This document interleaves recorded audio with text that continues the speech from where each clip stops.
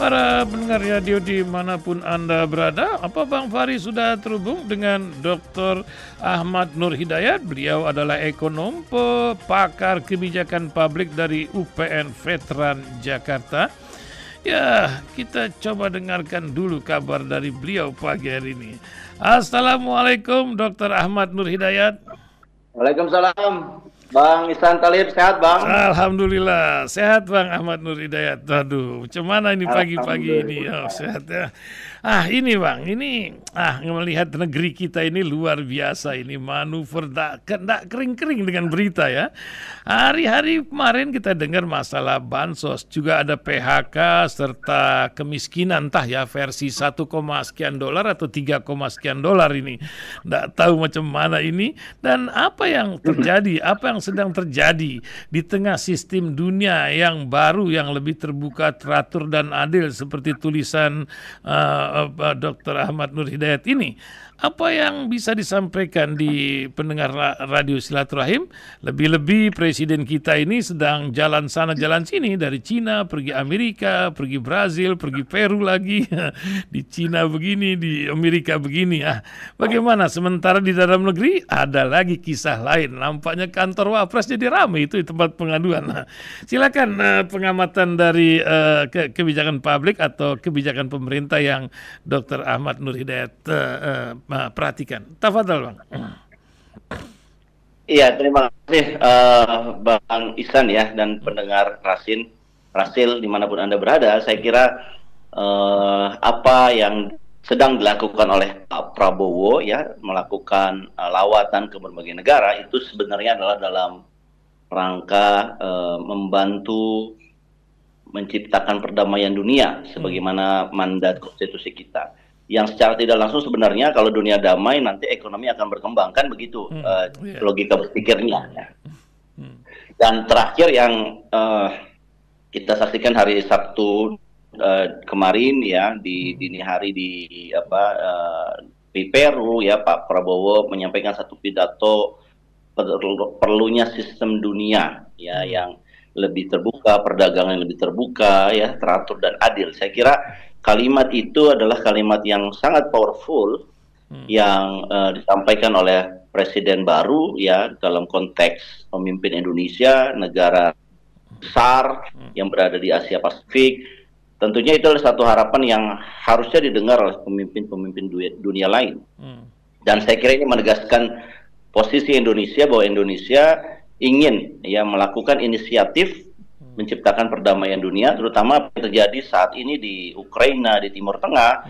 Saya kira ini adalah sinyal bahwa Pak Prabowo mungkin akan terlibat jauh lebih aktif dibandingkan zaman presiden sebelumnya, begitu.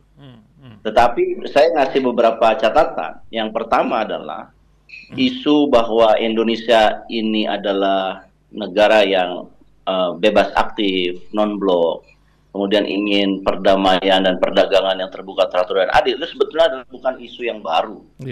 Ya, presidensi G20 di Bali tahun 2022 yang lalu, Presiden Jokowi saat itu juga menyampaikan satu pendapat yang sama. Bahkan saat itu lagi musimnya winter ya, winter was coming gitu ya. Itu menunjukkan satu keinginan Indonesia supaya melihat dunia ini bersatu begitu. Tapi masalahnya adalah setelah presidensi G20 ya, geopolitik dunia bukannya mereda, makin meruncing. Muncullah Gaza ya, genosida di Gaza yang dibiarkan oleh PBB dan sebagainya. Ini retorikanya sama, keinginannya sama di 2022, bahkan kita menjadi ketua presidensi G20, tetapi tidak juga mampu mencegah ketegangan dunia ya, bahkan korban jiwanya jauh lebih banyak gitu ya di kalangan di Gaza itu kalau kita lihat ya. Dan saya kira ini satu cambuk buat Pak Prabowo bahwa meskipun statementnya adalah statement yang kelihatan powerful, tetapi ya kalau hanya sebatas retorika pidato itu, ya geopolitik ini semakin kacau gitu. Masing-masing negara hanya memikirkan kepentingan nasionalnya sendiri ya, dengan cara mengganggu perdamaian dunia. Dan saya kira ini akan menjadi bencana kemanusiaan ke depan. Begitu, Pak Talib. Saya kira itu Ya, ya. faktor pertama. Yang kedua masalah dalam negeri, Bang, di tengah PHK, kemiskinan juga budaya bansos, nampaknya bansos akankah di stop ini? Apa yang harapan apa dari anak bangsa ini terhadap kebijakan-kebijakan yang akan diambil dari kebijakan publik pemerintah baru ini? Sementara pajak sebentar lagi naik ini kan Januari. Silakan, Bang. Ya, memang ini ada persoalan serius ya di domestik kita. Kalau kita lihat daya beli masyarakat kita itu sudah menurun ya. Ini terbukti dari data deflasi kita sampai 5 bulan bahkan 6 bulan Oktober itu juga dirilis datanya terjadi pelemahan daya beli. Dan saya kira banyak masyarakat ya mungkin ya sebagian masyarakat kita yang mendapatkan bansos kemarin itu berharap lagi akan ada bansos berikutnya. Nah, saya memberikan catatan bahwa bansos ini kan, bantuan sosial ini kan sebetulnya masifnya itu saat COVID ya, di mana kita dilarang untuk beraktivitas. Tetapi ini ada sifatnya adalah ad hoc atau hanya pemantik saja. Kalau sekarang ini setelah COVID berakhir 2022 gitu ya, sekarang sudah 2024. Nah, ini bansos digunakan oleh para elit politik untuk politisasi bansos untuk kemenangan kandidatnya sendiri begitu. Dan itu saya kira fenomena 2024 kita membaca. Sementara di sisi penerimanya, penerima masyarakat bansos itu semakin tergantung. Jadi niatnya bansos hanyalah untuk tidak begitu tergantung dan tidak begitu rentan ya untuk membantu mereka. Tetapi yang terjadi adalah ini yang jadi alat ketergantungan. Sehingga kalau kita ingin memberantas kemiskinan dan pendekatannya adalah bansos, ini sama sekali tidak berhasil, tidak akan berhasil.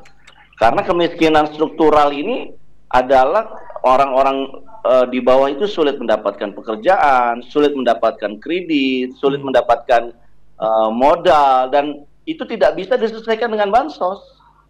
Ketika bansos diberikan, kesulitan itu masih eksis juga. Makanya kita ingin mewarning daripada menggelontorkan bansos yang jauh lebih besar jumlahnya, jauh lebih banyak angkanya sekarang.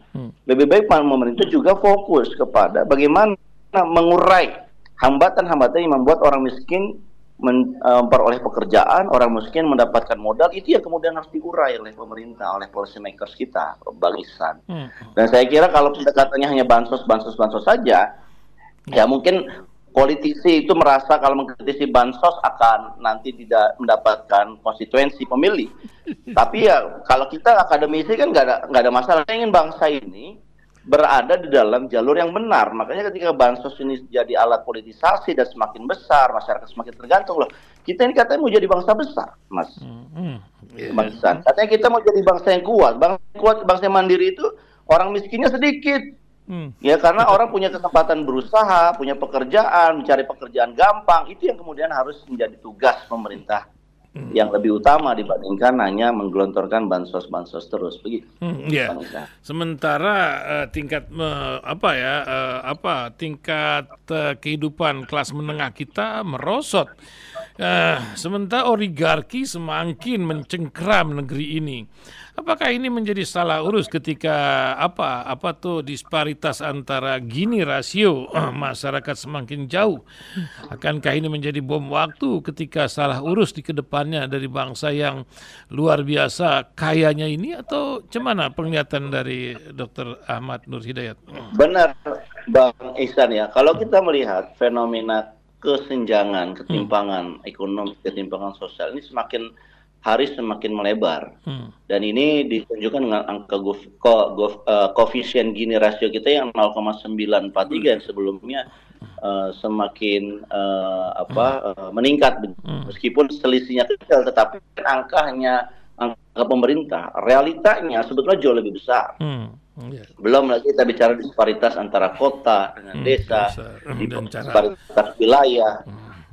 Betul sekali. Dan ini semakin melebar. Nah, persoalannya pemerintah tidak cukup sigap mengakui disparitas kita ini semakin melebar ya.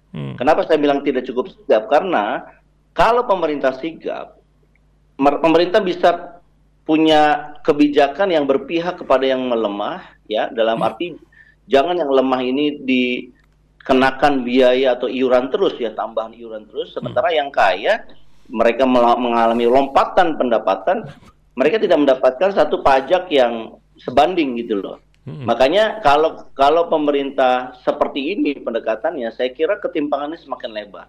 Seperti ini maksudnya apa? Misalkan PPN dikenakan ke semua orang, retail 12% tahun depan. Ini semua orang lagi pada susah, dikenakan lagi tambahan pajak. Susu aja, susu bebas pajak, yang satu lagi air mandi susu kita di Jawa Tengah itu kemarin.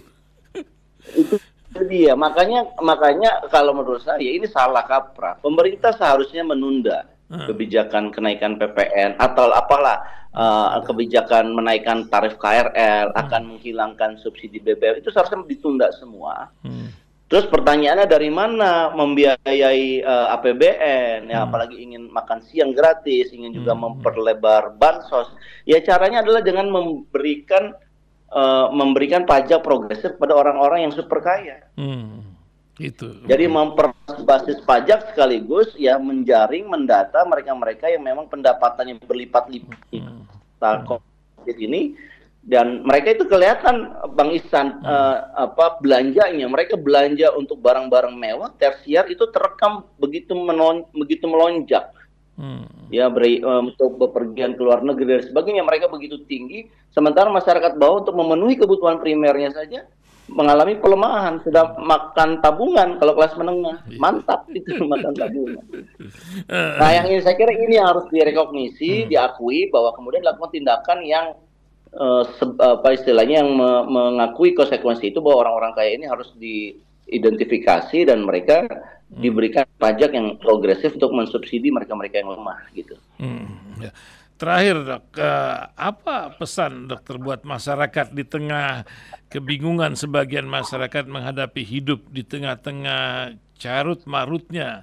Orang juga bingung kapan saya dibilang miskin, kapan saya dibilang pengangguran. Ada 1 pekan 1 jam kerja, ada yang $1 kata BPS, ada yang 3, nah ini mungkin sebagai orang yang mengerti kebijakan publik, ada pesan terakhir bincang kita sekarang kepada pendengar radio Silaturahim. Silakan Dr. Ahmad Nur Hidayat. Tafadhal. Kepada masyarakat saya kira kita tidak perlu memberikan banyak advice ya, karena masyarakat ini sudah lama berjuang sendirian, Mas. Jadi, mereka ini cari uang sendiri, ya, cari nafkah sendiri. Ya sebetulnya masyarakat kita itu luar biasa hebat gitu ya. Bahkan mereka dipajakin terus.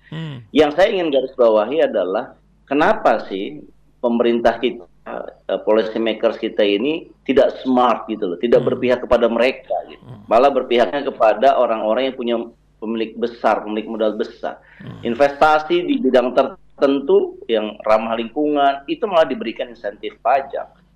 Ya, saya kira ini satu hal yang melukai ya perasaan masyarakat kita. Mungkin masyarakat kita merasa ya udah karena kita juga berak sendiri-sendiri gitu, mereka merasa tidak ada terganggu. Tetapi kalau kita bicara masa depan, masyarakat yang besar ini akan terus lemah. Terus bagaimana bangsa kita akan kuat? Ya, belum lagi masyarakat yang kecil ini juga disodori dengan judi online yang masuk ke dalam aplikasi handphone mereka tanpa diblokir. Nah ini kita mau bicara bangsa yang hebat, tapi kok berpikirnya parsial gitu loh. Nah yang saya kira saya lebih banyak kepada ingin memberikan nasihat atau saran ya kepada policy makers kita. Ayo dong, kalian ini dipilih oleh rakyat ya, DPR dipilih juga karena janji kalian ingin membela rakyat. Begitu juga dengan presiden dan menteri-menterinya. Ayo dong, kita gunakan akal sehat kita. Janganlah kita tergantung sama pemilik modal. Nah, saya kira inilah baru kemudian pesan saya kepada masyarakat, kalau seandainya kita lihat pemimpin kita sudah memprioritaskan pemilik modal dibandingkan kita rakyat, ya saya kira kita harus bersatu ya untuk mengatakan enough gitu. Cukup lah gitu. Jangan lagi mereka dikasih kepercayaan karena kita, jadi kita yang kuat bukan mereka. Saya kira itu. Waduh, mantap. Terima kasih Dr. Ahmad Nur Hidayat atas bincangnya pagi ini. Semoga pada kesempatan lain kita bisa berbincang-bincang. Terima kasih, Dok. Assalamualaikum warahmatullahi wabarakatuh. Waalaikumsalam.